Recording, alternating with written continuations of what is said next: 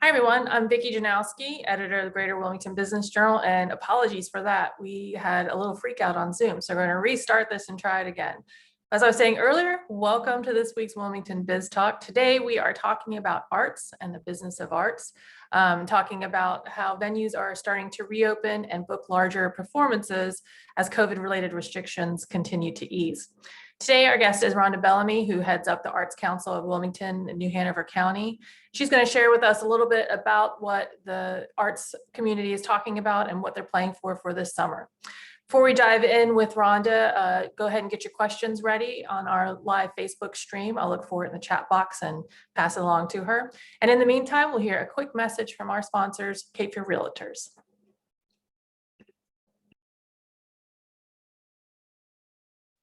Hello, I'm Ann Gardner, CEO of Cape Fear Realtors. Realtors support this program's efforts to connect our community in meaningful dialogue with actionable insights. Realtors are dedicated professionals who build strong, resilient communities and businesses. Work with someone you can trust. Work with a realtor. Learn more at capefear.realtor.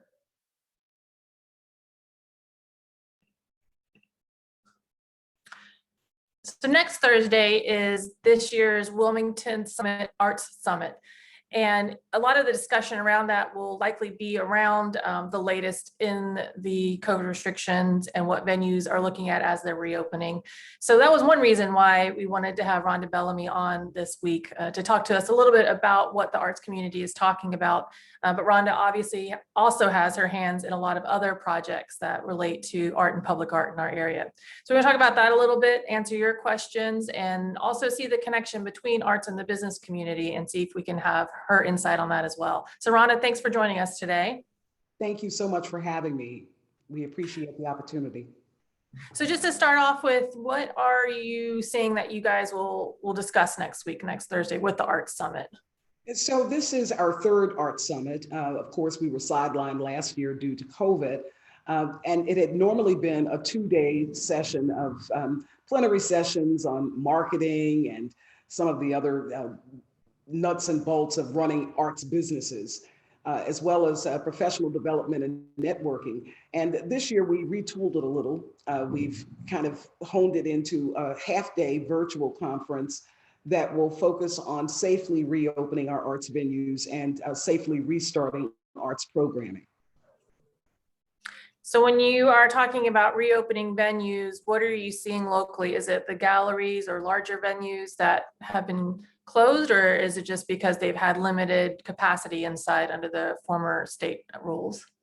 Yes, a limited capacity certainly plays into it. You know, arts organizations are generally operating on a shoestring in the best of times. And so anything that is off in one sector is going to, of course, have an impact on another. And the availability of space has been an issue. And so we are concentrating primarily on venues. How have some of these venue owners and gallery owners been faring throughout the past year? I feel like in the middle of a lot of the restrictions last year, there was a lot of creative ways to take advantage of virtual arts and outdoor arts. And, the Wilson Center was doing a lot of different things to keep audiences engaged. But has it been more difficult for the small business owners in that area? I would say so. You know, many of our galleries that are a part of Fourth Friday Gallery Nights, for example, are very tiny establishments. They're small establishments, and with any capacity limitations that certainly needed to be there, that really kind of diminished the number of people that they could serve at any given time. So there's certainly been an issue relative to space. And even for the larger venues, your business model is generally predicated on filling a certain number of seats. And that's been our calling card, being able to pack as many people into a place as possible in order to make these projects work. And not being able to do that has really impacted what we've been able to do. And you mentioned the Wilson Center, which is gradually thawing out, as you will. The Arts Council partnered with the Wilson Center on the Ghostlight series, where we found that immediately after COVID, we had many of our gig workers who really prop up the arts community and other sectors of our economy that were suddenly without work and without benefits and without being able to apply for unemployment necessarily. So we've seen a lot of challenges related to the venues being closed and having diminished capacity. So you mentioned the Fourth Friday gallery night. Can you explain just a little bit to those who maybe have not been to one before or are new to the community what that is? And I understand that there's plans to restart that soon as well, right? Yes, that is correct, Vicki. So Fourth Friday Gallery Nights are an after-hour celebration of art and culture, generally at about 20 galleries and art spaces in downtown Wilmington. We have generally or historically had spaces in each of our creative districts, including Castle Street, the Cargo District, of course, the Central Business District. And it's an opportunity for people to come out from 6 to 9 on the fourth Friday of each month to tour the galleries. It's a self-guided tour of local galleries. And, you know, we are fortunate in many regards. We probably have as many galleries per capita as any of the other larger cities in North Carolina, including Raleigh and Charlotte, and that many of them would be walkable within like a 1 mile distance is pretty good. And so we're excited to be able to restart that on May 28th. With about 15 of the galleries and art spaces that are usually a part of it. We have a few that will not be participating until after the governor, I'm not sure what they're waiting for, but they understand that we generally have, you know, 200 to 300 people that are going through these galleries. And so out of an abundance of caution, we're discouraging the serving of food and beverage just so people don't have to take their masks down. We're asking them to, of course, maintain the social distancing standards that we've all come to know as life now. And I'm just hoping that people will want to come out and enjoy a good time, enjoy the many arts experiences on tap in downtown Wilmington. Yeah, Ronnie, so you mentioned there's other cities and art galleries. Can you talk a little bit beyond just, you know, the enjoyment of art for art's sake or having art patrons? What does having a thriving or an active arts community mean really for the business side or the local economy side? What's the connection there? It's inextricable, I think, to the rest of what's going on in downtown Wilmington. When we did our last survey of artists and their audiences, arts organizations and their audiences here in Wilmington, we found that clearly a third of those who are attending performances in New Hanover County are from out of county. And so that has a knock-on effect on our restaurants, on our bars, on our hotels, on Uber drivers. It just kind of runs the gamut. And so I think it's inextricable. So besides Fourth Friday and getting past the Arts Summit, what are some other things the Arts Council has been up to lately or have plans for this year, especially as you're looking for the gathering restrictions to start easing or if people start feeling more comfortable coming out? Right. Well, in light of COVID, we knew that it was really important to re-energize our pedestrian art public sculpture program. And so we have recently installed 10 new pieces in downtown Wilmington at various locations. That information is available on our website. And in fact, we've got another piece or two that are still waiting to be installed. And so we'll have an update on that soon. We're really happy because it showed us the importance of making art accessible in the public spheres. When we couldn't go into our galleries and our museums, we could still enjoy art. So we thought it was really important to restart that program and bring in some fresh pieces. We also have opened up the grant cycle for the Grassroots Arts Program grant. Historically, we grant out about $50,000 a year to support programming in our community. And that's how we make an imprint on the community, because we don't necessarily program. We, of course, run ACES Gallery, the Arts Council exhibition space. And in fact, this show will be have an official opening on Fourth Friday. It's called The Painted Ladies. It's a group of young friends, friends who actually paint every Wednesday at the Hannah Block Center. And so, and so this exhibit is all the fruits of their labor over the past 5 years or so. And so we're excited about that. I will mention again, relative to the grants, that grant application deadline is June 18th. And can you explain a little bit more about what those grant sizes are? Those, I've always seen the project list of the folks who get awarded, and it just seems like a wide variety of artists and medians and types of tools and equipment that they're getting support from you guys with. Exactly. And so this grant is specifically for organizations. And so we provide diverse arts programming through our selection of these grants. They generally range from maybe $2,500 to $5,000. But more importantly than the amount itself, it is the attachment to the North Carolina Arts Council, and we are the designated county partner to the North Carolina Arts Council, and the imprint that they make in communities.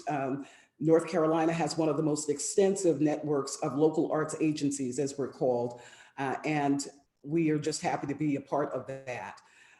Additionally, we are also focused on the advocacy. And so we have very good relationships with the local delegation to the General Assembly. And in fact, as part of the summit, we'll get a legislative update from Nate McGachy, who is the Executive Director of Arts North Carolina. And I'm honored to announce that I'm chair-elect of Arts North Carolina beginning next year. So that advocacy piece is very important. And then we just kind of want to find out, particularly through the summit, which is next Thursday and free and open to the public. We'll get an overview of the Arts Council. We'll hear about summer travel trends that is from Kim Huffam, President, CEO of CBD, Alicia Pickett with environmental health. We'll talk about public health trends, and we're expecting that maybe a couple of days even after the summit that we'll get further guidance from the governor relative to COVID restrictions. We'll talk with Amy Beatty, who of course helped to steer the new Riverfront Park, as well as oversight of the Greenfield Lake Amphitheater, two really important arts venues in our community. And then we'll have a high noon forum on reopening the arts, which is going to be kind of a free for all. And that's when Nate McGachy will give the legislative update. And then we'll wrap up with the state of the arts venues in Wilmington. That's going to be moderated by Shane Fernando. And will include the introduction of Jason Queen, who is the developer of the new Seaboard Music and Food Hall on South Fifth Street rather. So we are just really excited about the lineup and hope that people will join us. Well, that's exciting. It's a lot of projects I know that there's been high interest in, from the food hall to even some of the larger performances that have been announced already for Wilson Center, Riverfront Park, and Greenfield Lake Amphitheater. Definitely, it seems like people are starting to put on their schedule later in the summer some of these larger events and larger venues to get back to. And also congratulations on your chair-elect position. So it made me wonder, as you talk to your other colleagues around the state running arts councils, or even at the state level, what are some of the issues that get discussed North Carolina as a whole? Is most of the discussion and issues and advocacy focused on the reopening questions, or are there other areas that you guys have been talking about as well? Well, I think that we all share many of the same concerns, and what we were all interested in and still are is the solvency and stability of our arts organizations, realizing how much they contribute to the local economy. Prior to COVID, we knew that our nonprofit sector alone contributed $55.8 million annually. And that was not the cost, that did not include the cost of admission. We knew that we employed the equivalent of 2,076 full-time workers. And again, these are not the gig workers that we're talking about. And we also knew that we were a tremendous source of a place for many of the retirees who come to the area to volunteer and to become really engaged in the community. And so my colleagues across the state are saying the same things, that we're trying to stay connected to our audiences as we weather this storm. And, prior to now, we all thought, oh, technology, what does that have to do with our business? What does it have to do with our art? And it's become our best friend. And so I think that many of the organizations that I speak with have used technology to widen their audiences, and we're happy about that. Interesting. And then Rhonda, before we run out of time with you, I did want to touch on another project, because you're not busy enough. You also have a hand in the Wilmington Rail Trail project and had spearheaded that back into the forefront last year. That's something we've covered in the Business Journal, but that was something I wanted to get an update from you on and where that stands. And also, could you explain a little bit about it as well, if someone hasn't heard about that project about downtown?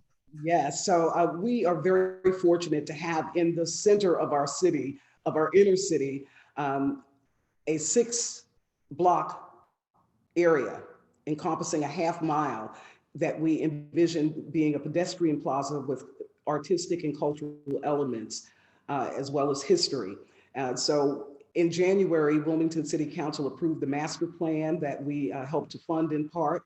And so we are anxious to get into the design and engineering phase, which will actually put plans to that plot of land.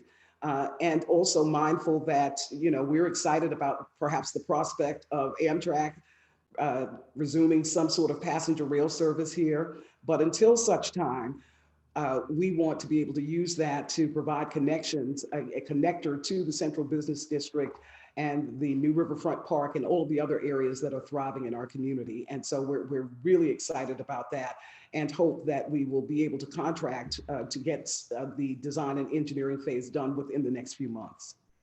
Okay, well, thank you for the latest on that. And be sure to check out the Wilmington Arts Summit happening next Thursday online via Zoom, as has become our friend to all. So you can tune in from wherever you are.